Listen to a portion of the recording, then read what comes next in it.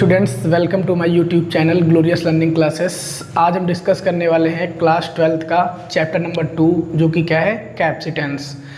जैसा कि हम पहला चैप्टर डिस्कस कर चुके हैं अपनी प्रीवियस वीडियोस में, जो आपको क्लास 12th के नाम से आपको फोल्डर मिल जाएगा मेरे यूट्यूब चैनल पे। ठीक है, तो पहला चैप्टर जो तुम्हारा था वो था electric field and electric potential. Electric potential वाला जो पार्ट सेकंड चैप्टर में ऐड था, हमने इलेक्ट्रिक फील्ड और इलेक्ट्रिक पोटेंशियल दोनों को एक साथ डिस्कस किया है। ठीक है, तो केवल सेकंड चैप्टर में हम कैपेसिटेंस के बारे में आपको बताएंगे। ठीक है, और इससे पहले जो हम फर्स्ट चैप्टर डिस्कस कर चुके हैं वो लगभग 7 पार्ट में डिवाइड होके वीडियोस अपलोडेड है उस पर, तो आप लोग जाके पहला चैप्टर पूरा कंप्लीटली देख सकते हैं। कुछ मोस्ट इंपॉर्टेंट न्यूमेरिकल भी उसमें डिस्कस किए थे जो तुम्हारे एग्जाम के पॉइंट ऑफ व्यू से बहुत ही इंपॉर्टेंट है। ठीक है, तो पहला चैप्टर डिस्कस हो चुका है जिसमें हमने इलेक्ट्रिक चार्ज के बारे में डिस्कस किया था। ठीक है, 2 मिनट में रिवाइज करा देते हैं क्या क्या हम प्रीवियस वीडियोस में डिस्कस कर चुके हैं। तो सबसे पहले हमने इलेक्ट्रिक चार्ज के बारे में पढ़ा था। इलेक्ट्रिक चार्ज क्या होता है, what is electric charge, Benjamin Franklin. Starting से अगर वीडियो देखो सारी चीज़ें स्टेप बाय स्टेप आप लोगों को समझ में आने वाली हैं। ठीक है, उसके बाद हमने स्टार्ट किया था पहला प्रूफ जो तुम्हारा पहले चैप्टर का है वो था कूलॉम्स लॉ। ठीक है, फिर कूलॉम्स लॉ वेक्टर फॉर्म, और फिर उसके बाद superposition, principle of superposition discuss किया था। फिर उसके बाद हमने डिस्कस किया था क्या, जो तुम्हारा पहला टॉपिक है जो तुम्हारा पॉइंट चार्ज के लिए इलेक्ट्रिक फील्ड, ठीक है, जो आता था = 1/4πε0 Q/r²। फिर उससे के जस्ट बाद हमने एनी पॉइंट चार्ज पे ही एक पोटेंशियल की प्रूफ बताई थी जो आई थी V = 1/4πε0 Q/r। फिर धीरे धीरे हम आए थे डाइपोल पे। Dipole, what is dipole, any one charge and distance between them. ठीक है, मतलब हमने डाइपोल के बारे में क्या बताया था कि एक डाइपोल जो होता है वो हमेशा 2 अपोजिट चार्ज से मिलकर बना होता है, उनके बीच की डिस्टेंस क्या होती है, 2l। ठीक, तो किसी एक चार्ज और उनके बीच की डिस्टेंस के प्रोडक्ट को ही हमने बताया था डाइपोल कहते हैं। ठीक है, इसको स्मॉल p से डिनोट करते थे। फिर हमने डाइपोल से रिलेटेड 4 प्रूफ बताई थी, जो कि इलेक्ट्रिक फील्ड के बेस पे 2 एक्सियल और इक्वेटोरियल, फिर पोटेंशियल के बेस पे 2 एक्सियल और इक्वेटोरियल।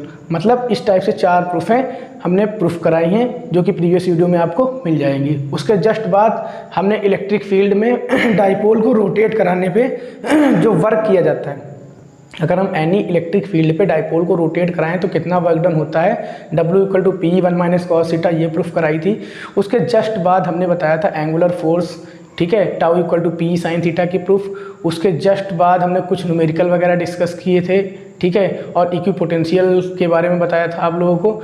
आज हम नया चैप्टर स्टार्ट करेंगे जो तुम्हारा क्या है, चैप्टर 2 कैपेसिटेंस। मतलब इसी को हिंदी में क्या कहते हैं, संधारित्र। ठीक है, इसी को हिंदी में क्या बोलते हैं, कैपेसिटेंस को संधारित्र।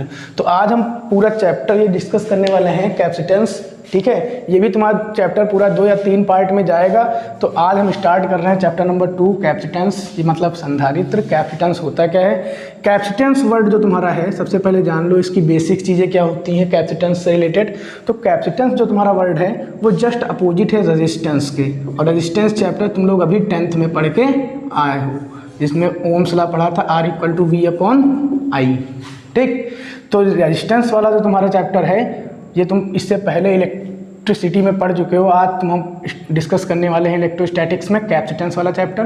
तो इस रेजिस्टेंस, आई होप तुम लोगों को फॉर्मूला तो पता ही होगा, R = V/I, लेकिन रेजिस्टेंस के बारे में भी हम डिस्कस कर लेते हैं पहले, उसके बाद हम डिस्कस करेंगे क्या, कैपेसिटेंस, जिससे आप लोगों को ब्रीफली समझ में आएगा सारी चीज़ें।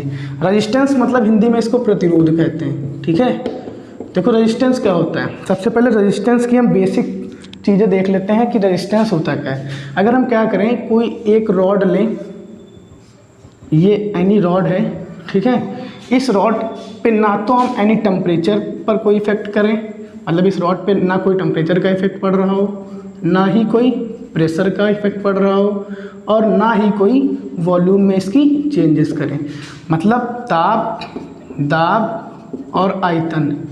ठीक है, हिंदी में अगर हम एक रॉड पे क्या करें, इन तीनों का कोई इफेक्ट ना करें, मतलब ना तो इस पर कोई टेम्परेचर का इफेक्ट पड़ रहा हो, ना कोई प्रेशर का, ना कोई वॉल्यूम का। ठीक है, तो क्या होता है, तो तुम्हारे जो ओम साइंटिस्ट थे उन्होंने बताया कि इस रॉड में I एम्पेयर की करंट फ्लो हो रही थी, तो क्या उन्होंने बताया कि जो इसमें बहने वाला जो पोटेंशियल होगा मतलब पोटेंशियल फ्लो होगा वो डायरेक्टली प्रोपोर्शनल हो जाएगा आई के। मतलब जैसे मान लो हमने क्या किया, इस रॉड के ना टेम्परेचर पे कोई इफेक्ट डाला, ना प्रेशर में कोई इफेक्ट किया, ना वॉल्यूम में, मतलब ताप दाब आयतन में कोई परिवर्तन ना करें, तो उसमें बहने वाला जो विभव होगा, विभव मतलब पोटेंशियल होगा, वो डायरेक्टली प्रोपोर्शनल हो जाएगा आई के। तो हमको पता है स्टार्टिंग से अभी तक पढ़ते आ रहे हैं कि प्रोपोर्शनल का जब भी साइन हटता है तो एक कांस्टेंट आता है, और यहाँ पे एक कांस्टेंट आया था रेजिस्टेंस में आर, रेजिस्टेंस मतलब आर, तो V equal to R I, या फिर R इक्वल टू तुम्हारा फॉर्मूला क्या बन जाएगा V अपॉन आई। सिंपली तुम लोग रट लिए होगे ये चीज़ 10th वगैरह में कि R equal to V upon I, इसी को ओम्स लॉ कहते हैं। मेन डेफिनेशन बेसिक चीज़ क्या है तुम्हारी ये कि किसी रॉड के ताप दाब आयतन मतलब टेम्परेचर प्रेशर वॉल्यूम में अगर हम कोई चेंजेस ना करें तो उसमें फ्लो होने वाला पोटेंशियल डायरेक्टली प्रोपोर्शनल हो जाएगा रॉड में बहने वाली करंट के। तो यही तुम्हारा क्या होता है ओम्स लॉ। इसी को हम ओम्स लॉ भी कहते थे या ओम नियम भी कहते थे, ठीक है। तो जस्ट इसी टाइप से हमने ओम्स लॉ में पढ़ा था कि जब श्रेणी क्रम में मतलब सीरीज कॉम्बिनेशन में और पैरेलल कॉम्बिनेशन में हमने जब वो किया था, कॉम्बिनेशन किया था रेजिस्टेंस का, तो श्रेणी क्रम में तुम्हारा मतलब सीरीज में आया था R equal to R1 plus R2 plus R3, शायद तुम लोग पता होगा, इतना प्रूफ किया होगा शायद। फिर जब हमने समांतर क्रम में किया था तो 1 upon R equal to 1 upon R1 plus 1 upon R2 plus 1 upon R3, ये प्रूफ किया होगा। जस्ट यही सारी चीज़ तुमको कैपेसिटेंस में भी पढ़नी है। ये हमने रेजिस्टेंस इसलिए बता दिया क्योंकि ये दोनों एक दूसरे से कोरिलेटेड है। क्योंकि रेजिस्टेंस तो तुम लोग पढ़ के आए हो, अगर रेजिस्टेंस पढ़ के आए हो तो कैपेसिटेंस भी आप लोगों को बहुत ही आसानी से समझ में आने वाला है। तो अभी तक हमने रेजिस्टेंस के बारे में डिस्कस किया कि आपको बताया कि रेजिस्टेंस क्या होता है, बेसिक चीज़ें बताई। अब हम आते हैं अपने मेन टॉपिक जो कि 12th से रिलेटेड है, कैपेसिटेंस, ठीक है। अब हम कैपेसिटेंस के बारे में आपको डिस्कस करके बताते हैं कि कैपेसिटेंस क्या होता है। जैसे मान लो हम क्या करें, कैपेसिटेंस की डेफिनेशन अगर तुमको बेसिकली पढ़नी हो तो सबसे पहले हम ले लिया हमने एक स्फेरिकल कंडक्टर। ये क्या है, एक स्फेरिकल कंडक्टर है, ठीक है, गोली चालक जिसको कहते हैं, ठीक है। ये क्या है, स्फेरिकल कंडक्टर मतलब गोली चालक। अब हम क्या करें, अगर इस पर हम प्लस क्यू कूलाम का चार्ज दे रहे हैं, इलेक्ट्रिक सोर्स है ये तुम्हारा, ठीक है। इलेक्ट्रिक सोर्स से अगर हम क्या करें, मतलब विद्युत स्रोत से हमने क्या किया, प्लस क्यू कूलाम का चार्ज दिया, ये जैसे ही यहाँ पे पॉइंट पे पहुँचेगा किसी भी पॉइंट पे स्फेयर के, तो यहाँ पे तुरंत एक पोटेंशियल प्रोड्यूस हो जाएगा। पोटेंशियल को V से डिनोट करते हैं, इतना तो तुम लोगों को पता ही होगा, विभव को V से प्रदर्शित किया जाता है। तो जैसे ही हमने प्लस क्यू चार्ज दिया तो इस पॉइंट पे क्या हुआ, एक पोटेंशियल फ्लो होने लगा, और ये पोटेंशियल कैसा होगा, इक्यू पोटेंशियल मतलब सम विभव, ठीक है। इक्यू पोटेंशियल मतलब ये विभव कैसा हो जाएगा, इक्यू पोटेंशियल मतलब ये विभव एक समान रूप से पूरे गोले पर बहने लगेगा, फ्लो होने लगेगा, जिससे इस पे प्लस क्यू कूलाम का चार्ज भी सेम चारों तरफ यूनिफॉर्मली फ्लो होने लगेगा। तो रेजिस्टेंस में हमने क्या किया था, एक रॉड ली थी, फिर हमने क्या किया था, उसके ताप दाब आयतन में परिवर्तन नहीं किया था, तो जो पोटेंशियल प्रोड्यूस हुआ था वो डायरेक्टली प्रोपोर्शनल हो गया किसके, उसमें फ्लो होने वाली करंट के। इसमें हमने चार्ज दिया है, उसके बाद पोटेंशियल प्रोड्यूस हुआ है, ठीक है, और जो यूनिफॉर्मली फ्लो हो रहा है चार्ज, जिससे यूनिफॉर्मली चार्ज फ्लो हो जाता है, और इक्वी पोटेंशियल V चारों तरफ क्या होता है, फ्लो होने लगता है। तो इसमें डेफिनेशन क्या बनेगी, जब भी हम किसी स्फेरिकल कंडक्टर को क्या करते हैं, प्लस क्यू कूलाम का चार्ज देते हैं, तो उस पर एक पोटेंशियल फ्लो हो जाता है, जिसको हम इक्वी पोटेंशियल कहते हैं, जिसके अकॉर्डिंग इसके चारों तरफ एक तुम्हारा क्या होता है, समान विभव मतलब जो आवेश होता है वो प्रवाहित होने लगता है। तो इसमें क्या बताया, मेन तुम्हारी डेफिनेशन यहाँ से निकलेगी कैपेसिटेंस की, अगर हम चार्ज दे रहे हैं तो ये चार्ज डायरेक्टली प्रोपोर्शनल हो जाएगा इस बार किसके, उसमें फ्लो होने वाले पोटेंशियल के। मतलब मेन लाइन क्या हुई, Q प्रोपोर्शनल टू V, ठीक। मेन चीज़ क्या है, हमने चार्ज दिया, पोटेंशियल चारों तरफ इक्वी पोटेंशियल फ्लो होने लगा, जिससे चार्ज भी चारों तरफ यूनिफॉर्मली फ्लो होने लगा। तो चार्ज दिया, पोटेंशियल प्रोड्यूस हुआ, मतलब charge directly proportional to its potential, producing potential, मतलब given charge is inversely proportional to, मतलब गिवन चार्ज जो हमने दिया, given charge is directly proportional to flowing potential या Q प्रोपोर्शनल टू V। इसी को हम क्या लिख सकते हैं, Q इक्वल टू CV, ठीक। इसी को क्या लिख सकते हैं, Q इक्वल टू CV। अब यहाँ से अगर हम C फाइंड करें तो C इक्वल टू क्या आ जाएगा, Q upon V। It is called capacitance, it is the called the formula of capacitance equal to Q upon V. The ratio of charge and potential is called the capacitance of any spherical conductor. मतलब आवेश और विभव के अनुपात को ही हम संधारित्र या धारिता कहते हैं। ठीक है, अब इसका मात्रक अगर पूछ ले, हमको अब तो पता चल गया C equal to Q upon V। अगर इसका मान लो मात्रक पूछे तो इसका मात्रक देखो क्या बनेगा तुम्हारा, Q मतलब चार्ज है तो मतलब कूलाम हो गया, जिसको हम C से डिनोट करते हैं। V क्या है, विभव है, और विभव को हम वोल्ट से प्रदर्शित करते हैं, विभव का मात्रक वोल्ट होता है। तो मतलब अगर कैपेसिटेंस का मात्रक पूछा जाए तो मात्रक क्या हो जाएगा, कूलाम पर वोल्ट। और इस कूलाम पर वोल्ट को ही हम कहते हैं क्या, फैरड। ठीक है, मतलब एक फैरड जो होता है, 1 फैरड जो होता है वो इक्वल किसके होता है, 1 कूलाम पर वोल्ट के इक्वल होता है। ठीक, इसी टाइप से अगर तुमसे कह दे 1 माइक्रो फैरड के इसके इक्वल हो जाएगा, तो माइक्रो का मतलब होता है 10⁻⁶ फैरड। अगर मान लो पूछे पीको फैरड तो स्मॉल पी से डिनोट करते हैं, ये हो जाएगा 1 × 10⁻12 फैरड। ठीक, अगर मान लो तुमसे पूछ ले 1 नैनो फैरड तो हो जाएगा 1 × 10⁻9 फैरड। ठीक, वो तुमको यूनिट तो इतनी पता ही होगी, माइक्रो को 10⁻6 से करते हैं, पीको को 10⁻12 से और नैनो को 10⁻9 से। तो अभी हमने तुमको क्या बताया, आप लोगों को सभी को क्या बताया कि कैपेसिटेंस क्या होता है, उससे पहले रेजिस्टेंस के बारे में डिस्कस किया। तो मेन डेफिनेशन तुम्हारी क्या हो जाएगी, C equal to Q upon V। ठीक है, सबसे पहले इसको एक बार रिवाइज कर लेते हैं। इलेक्ट्रिक सोर्स से जो भी तुम्हारा चार्ज जाएगा स्फेरिकल कंडक्टर पे, तो उस पर जो पोटेंशियल प्रोड्यूस होगा उसके डायरेक्टली प्रोपोर्शनल हो जाएगा, मतलब Q is directly proportional to V। तो Q प्रोपोर्शनल टू V हो गया। अब एक कांस्टेंट आया C, इसी को हम क्या कहते हैं, capacitance. C equal to Q upon V, main formula तुम्हारा हो गया C equal to Q upon V। ठीक है, उसके बाद देखो अब हम स्टार्ट करते हैं इसकी एक प्रूफ। अभी तक तुमको हमने बता दिया कैपेसिटेंस होता क्या है, और कैपेसिटेंस जो होता है वो तुम्हारा किस टाइप का होता है, ये इस टाइप का होता है। इसे हम सिलेंड्रिकल क्या कहते हैं, सिलेंड्रिकल कैपेसिटेंस। मतलब कई टाइप के होते हैं। ठीक है, कहीं कहीं तुम्हारे स्फेरिकल कंडक्टर भी होते हैं। ये किस में यूज किए जाते हैं, जैसे फैन वगैरह हो गए, रेफ्रिजरेटर वगैरह हो गए।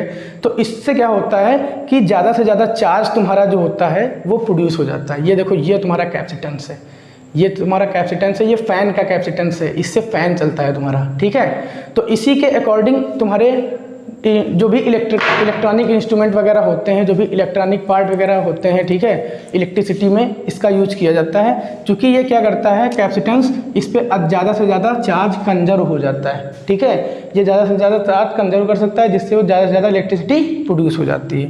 ठीक, तो अब हम डिस्कस करने वाले हैं पहला प्रूफ जो कैपेसिटेंस का तुम्हारा है। अभी तक हमने बेसिक बारे में बताया, और कैपेसिटेंस जो होता है वो डिपेंड किस किस पे करता है, ये भी चीज़ जान लो कि कैपेसिटेंस जो होता है, पहली बात तो वो डिपेंड करता है, जैसे मान लो ये स्फेरिकल कंडक्टर है, पहली चीज़ तो ये इसके एरिया पे डिपेंड करेगा, फर्स्ट चीज़। सेकंड चीज़, कैपेसिटेंस जो होगा वो जो भी तुम्हारा कंडक्टर होगा उसकी डिस्टेंस के इन्वर्सली प्रोपोर्शनल होगा, मतलब उसकी डिस्टेंस के रेसिप्रोकल के प्रोपोर्शनल होगा। ठीक, थर्ड नंबर जो होगा तुम्हारा C, किस पे, पहली बात तो हमने बता दिया C प्रोपोर्शनल टू A, मतलब एरिया पे डिपेंड करेगा। दूसरा, जो तुम्हारी डिस्टेंस होगी उसके इन्वर्सली प्रोपोर्शनल होगा। ठीक, और थर्ड चीज़ जो होगी तुम्हारी, वो कैपेसिटेंस किस पे वो होगा तुम्हारा, ठीक है, वो C प्रोपोर्शनल टू हो जाएगा तुम्हारा A के। इसकी मतलब स्फेरिकल कंडक्टर है तो उसकी रेडियस के प्रोपोर्शनल होगा सीधे। यही प्रूफ हम कराने जा रहे हैं कि C प्रोपोर्शनल टू A क्यों होता है। ठीक है, चलो अब देखते हैं इसकी प्रूफ। सबसे पहला तुम्हारा क्वेश्चन जो बनेगा तुम्हारा, वो बनेगा आवेशित गोली चालक के कारण संधारित्र, ठीक है, या फिर इंग्लिश में देखो capacity of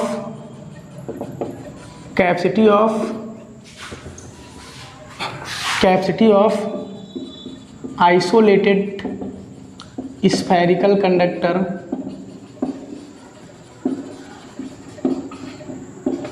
capacity of isolated spherical conductor, मतलब विलगित गोली चालक की धारिता का व्यंजक ज्ञात करो। विलगित, ये तुम्हारा फर्स्ट प्रूफ बता रहे हैं हम इस चैप्टर का, विलगित गोली चालक की धारिता का व्यंजक, विलगित गोली चालक की धारिता का व्यंजक, विलगित गोली चालक की धारिता का व्यंजक।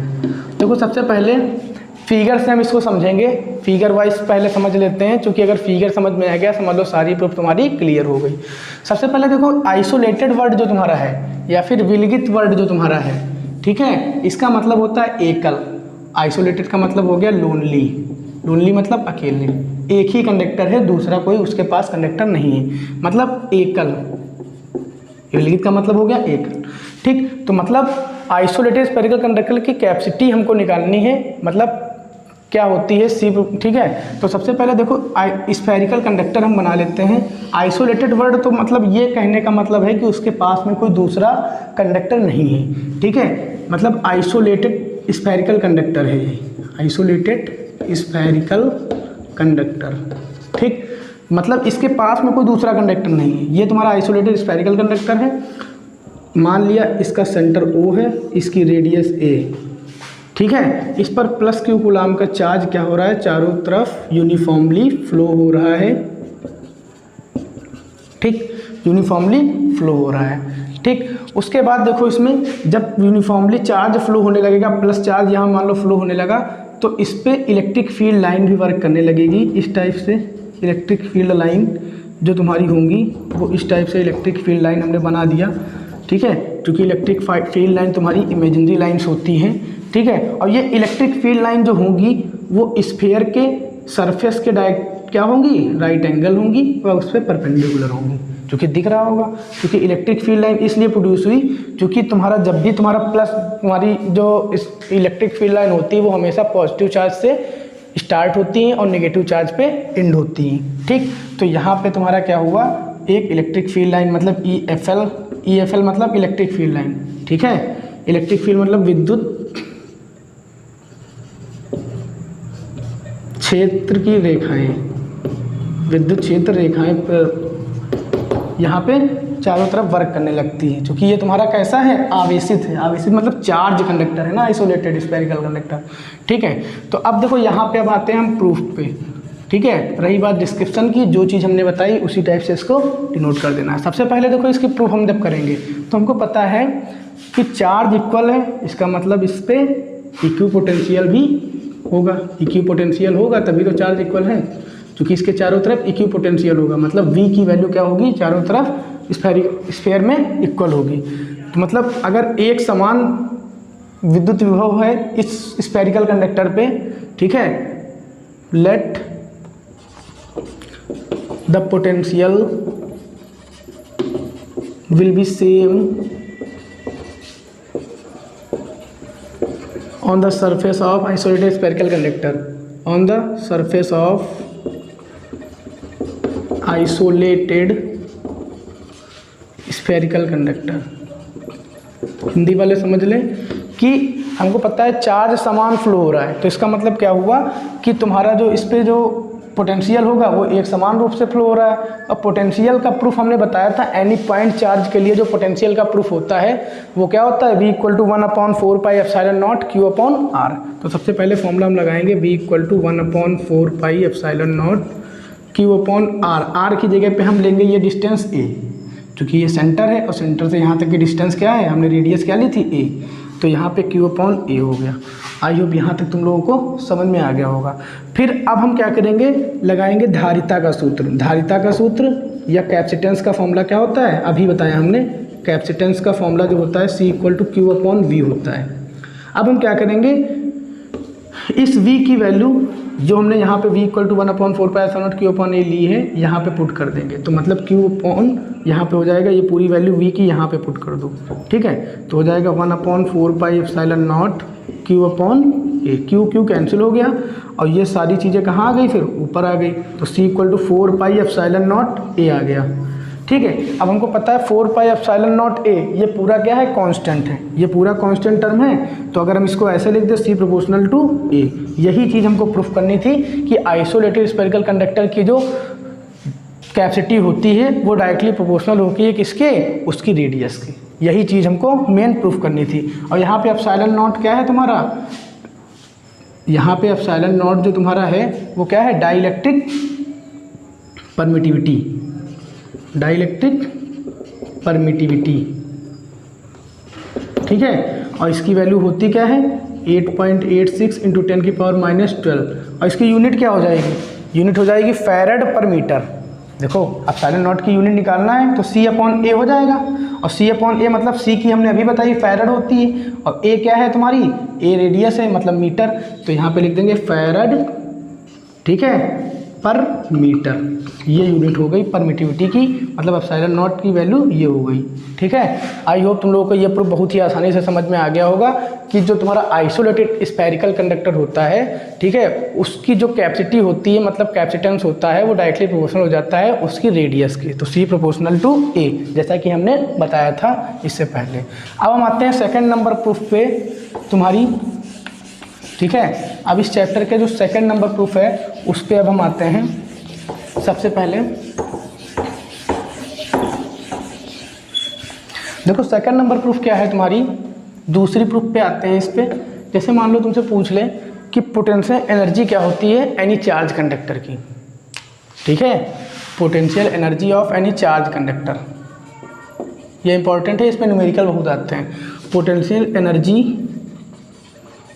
Energy of any charge conductor, ठीक, potential energy of any charge conductor मतलब हमको प्रूफ करना है U = ½ CV², पहले से बता दिया हमको ये प्रूफ करना है U = ½ CV², ठीक है। तो देखो सबसे पहले हमको पता है, हमने मान लो यही वाला प्रूफ अभी जो बताया, मान लो ये स्फीयर है, ठीक है, जब तक हम इस पर चार्ज नहीं देंगे तब तक उस पर पोटेंशियल क्या लग रहा होगा, 0। और जैसे ही हम यहाँ से मान लो इलेक्ट्रिक सोर्स से प्लस Q गुलाम चार्ज दिया तो ये चार्ज कुछ ना कुछ तो इंक्रीज होगा, तो मान लिया V से V, पहले 0 से V हो गया पोटेंशियल, मतलब पोटेंशियल हम डायरेक्टली प्रोपोर्शनल, कहना क्या चाह रहे हैं कि जैसे ही चार्ज देंगे तो उसका पोटेंशियल 0 to V हो जाएगा, क्योंकि इनिशियल में उसका पोटेंशियल मतलब प्रारंभ में उसका पोटेंशियल 0 रहा होगा, और जैसे ही चार्ज देंगे तो उस पर पोटेंशियल V प्रोड्यूस होने लगेगा, ठीक है। ये चीज़ समझ में आई। तो सबसे पहले पोटेंशियल एनर्जी होती क्या है एनी चार्ज कंडक्टर की, तो जैसे कोई भी कंडक्टर होता है उसको चार्ज करने के लिए हम जितना भी वर्क करेंगे उस किए गए वर्क को ही हम क्या कहते हैं, potential energy of any charge conductor, ठीक है। कि मतलब अगर मान लो ये, अगर हम इसको क्या करें, वर्क ना करें तो ये पोटेंशियल एनर्जी प्रोड्यूस नहीं होगी। मतलब पोटेंशियल एनर्जी का मतलब क्या हुआ, किसी मतलब जो है तुम्हारे कंडक्टर को चार्ज करने के लिए जितनी भी हम क्या करेंगे, वर्क करेंगे, जितना भी वर्क करेंगे तो उससे जो एनर्जी प्रोड्यूस होगी उसी को हम कहते हैं पोटेंशियल एनर्जी, ठीक है। अब देखो यहाँ पे इसकी प्रूफ देखो कैसे स्टार्ट करते हैं। पहली बात देखो यहाँ से प्रूफ देखो, वो तो हमने फिगर वाइज तुमको बता दिया कि कैसे क्या होता है। तो देखो प्रूफ यहाँ से स्टार्ट होगी। सबसे पहले हम निकाल लेंगे पोटेंशियल, औसत पोटेंशियल क्या होगा, V एवरेज निकाल लेंगे। V एवरेज मतलब V औसत, तो हमको पता है फॉर्मूला निकालेंगे तो V = V1 + V2/2। औसत का फॉर्मूला क्या होगा, जितने भी टर्म होते हैं अपॉन नंबर ऑफ टर्म, ठीक है, सम अपॉन नंबर ऑफ टर्म, ठीक। तो V एवरेज निकाल लिया, V1 + V2/2। तो हमको पता है स्टार्टिंग में तुम्हारा V1 क्या रहा होगा, 0, जैसा कि हमने बताया कि चार्ज देने के बाद पोटेंशियल 0 to V हो जाता है, तो 0 प्लस और बाद में V हो गया /2, 0 + V मतलब V/2, मतलब V एवरेज कितना आ गया, V/2। ये भी ज़रूरत पड़ेगी, हम इसको पुट करेंगे। अब उसके बाद क्या करेंगे, वी नो डैट, अब तुम लोगों को पता होगा पोटेंशियल के बारे में हमने जब बताया था, जब भी हमने पोटेंशियल के बारे में बताया था तो हमने डायरेक्ट यही बताया था कि पोटेंशियल की डेफिनेशन हमने यही बताया था कि इनफाइनाइट से किसी टेस्टिंग चार्ज को किसी पॉइंट तक लाने में जितना वर्क किया जाता है उस वर्क और टेस्टिंग चार्ज के रेशियो को ही हम पोटेंशियल कहते हैं। मतलब हमने बताया था V = होता है क्या, W/Q, ये फॉर्मूला हमने बताया था। आई होप तुम लोगों को याद हो गए हैं, ठीक है। अब हम देखो यहाँ से अगर W निकालें, W क्यों निकाल रहे हैं, क्योंकि हमको पता है जो कि कार्य होता है वो डायरेक्ट किसके इक्वल होता है, एनर्जी के इक्वल होता है, तभी पहले वर्क निकाल लेंगे और यही वर्क किया गया पोटेंशियल एनर्जी के इक्वल हो जाएगा। तो वर्क निकाल लें अगर हम इस फॉर्मूले के अकॉर्डिंग तो V × Q हो जाएगा, W = V × Q, ठीक है। तो W = अब V की जगह पे हमको क्या लेना पड़ेगा, टोटल वाला V एवरेज लेना पड़ेगा, तो यहाँ पे V/2 × Q, ठीक है। हमको पता है किया गया कार्य जो होता है, हमने अभी स्टार्टिंग में बताया, वो पोटेंशियल एनर्जी के बराबर होता है, क्योंकि जब तक कार्य नहीं करेंगे तब तक एनर्जी नहीं प्रोड्यूस होगी, तो मतलब कार्य बराबर पोटेंशियल एनर्जी, या फिर स्थितिज ऊर्जा। ठीक है, तो यहाँ पे लिख दे W इक्वल टू U लिख दिया 1/2 VQ। एक केस तो ये बना, कभी कभी इस बेस पे न्यूमेरिकल आ जाएगा, कभी कभी देखो किस बेस पे आएगा, यहाँ पे देखो कहीं कहीं पे जानते हो क्या करना पड़ेगा, क्योंकि हमको पता है C इक्वल टू होता है Q/V, मेन फॉर्मूला हमको पता है C इक्वल टू Q/V होता है। तो कभी कभी क्या करेंगे, V की वैल्यू यहाँ से पुट कर देंगे, कहीं कहीं Q की वैल्यू पुट कर देंगे, क्योंकि यहाँ पे V और Q दोनों है ना। तो दो केस बनेंगे, मेन फॉर्मूला तुम्हारा ये हुआ, केस दो तुम्हारे देखो ये होंगे। C इक्वल टू Q/V है, अगर मान लो हम Q की वैल्यू यहाँ पे रखें तो हमको पता है Q की वैल्यू रखेंगे तो Q बराबर CV रखना पड़ेगा हमको, और Q बराबर जब CV रखेंगे इस फॉर्मूले में तो तुम्हारा आ जाएगा 1/2, मतलब U इक्वल टू आ जाएगा 1/2 और C देखो V इंटू CV, क्योंकि हमने Q की जगह पे CV रख दिया, तो मतलब तुम्हारा फाइनली फॉर्मूला क्या आ गया 1/2 CV²। अभी तक तो हमको यही प्रूफ करना था पोटेंशियल एनर्जी। अब मान लो हम क्या करें, हम Q की वैल्यू ना रखें, अब V की वैल्यू पुट कर दें, क्योंकि हम यहाँ से V की वैल्यू भी तो निकाल सकते हैं, तो V की वैल्यू निकालेंगे तो हमको Q/C रखना पड़ेगा। तो एक केस में तो हमने Q बराबर CV रखा, तो फॉर्मूला आया तुम्हारा पोटेंशियल एनर्जी का U equal to half CV²। और सेकंड केस में जब हमको यहाँ से V की वैल्यू निकालेंगे तो Q/C जब यहाँ पे रखेंगे V की जगह पे Q/C, तब तुम्हारा पोटेंशियल एनर्जी का देखो फॉर्मूला क्या आएगा 1/2। ये सेकंड केस के लिए है तुम्हारा, यहाँ से सेकंड केस के लिए U इक्वल टू 1/2, V की वैल्यू हमको रख दे Q/C इंटू Q, या फिर इसी में तुम्हारा फॉर्मूला क्या आ जाएगा 1/2C Q²/2C, मतलब U equal to Q²/2C, Q²/2C। ठीक है, ये तुम्हारा क्या था, potential energy of any charge conductor, मतलब स्थितिज ऊर्जा किसी आवेशित चालक की। ठीक है, आई होप तुम लोगों को यहाँ तक समझ में आ गया होगा।